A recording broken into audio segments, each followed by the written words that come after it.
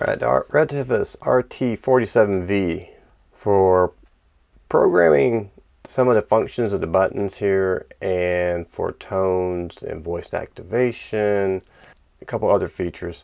You're going to have to program it with the computer.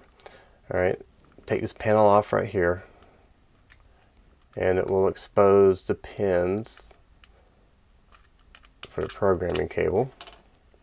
It doesn't come with one, so you have to purchase this separately. They're not expensive. But if you want to access those features, you're going to have to do this. You lock in right here. You'll see there's a little tab to lock in the top, and then you just screw in a little bolt here. You put that in. Mine's Windows 10. We'll plug it in. There's automatically installs the drivers, and there was no issue seeing it. And now I'll show you what I did to program some of the features on the inside. Change some settings. Okay, now with your radio connected to the cable and the cable on the computer and an available USB port, open up Chirp. This is Chirp Next. Go to radio and download from radio. Now, if it's the first time using this radio, you get to select COM ports.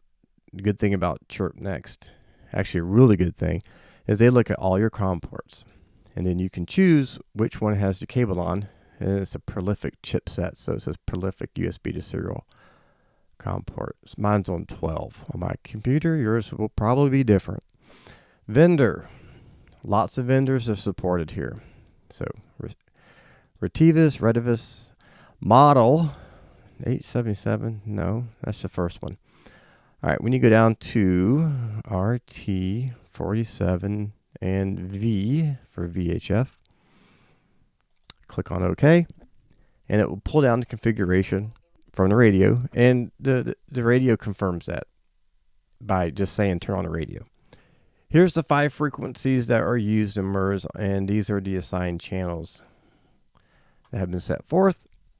Mode looks like narrow band is set on all 5.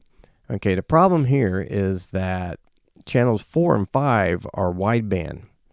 You can use this as narrowband, talking to the same radios just fine all day long. It doesn't really matter.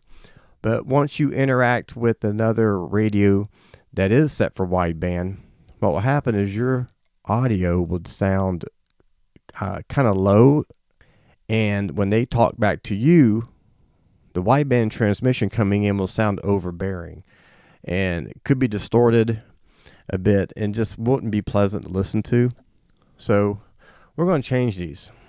Okay, you click on it, you get a drop down arrow, and regular FM is wideband. Then you can change it to skip and scanning. If you're going to do scanning, I'm going to turn that off, because if you want to scan and it skips them all, it's kind of pointless.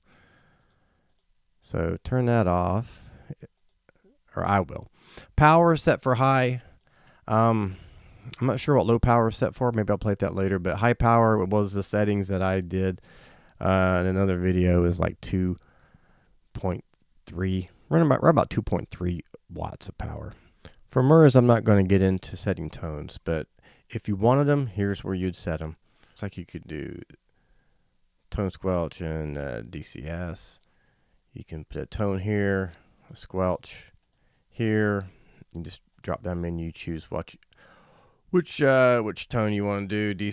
For DCS, same thing. So like I said, at this point you can set what you want. Okay, go over to the settings tab, and these are all the other optional settings that you can change here. Squelch is set for 5.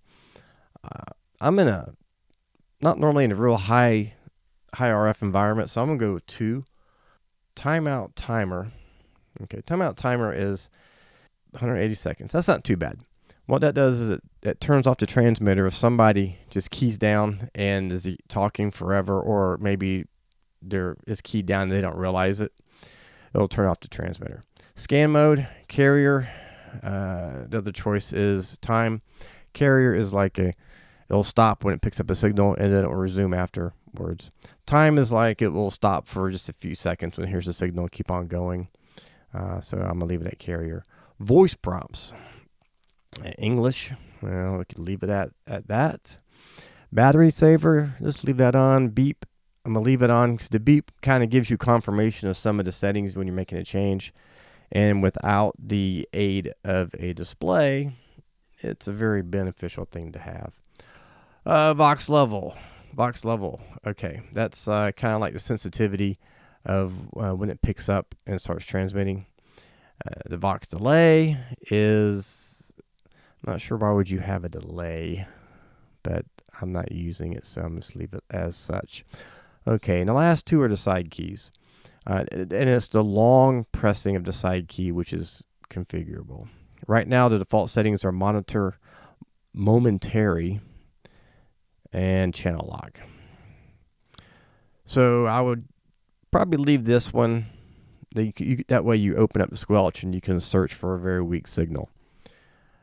The number 2, I'm going to change that from channel lock and I'm going to put on scan.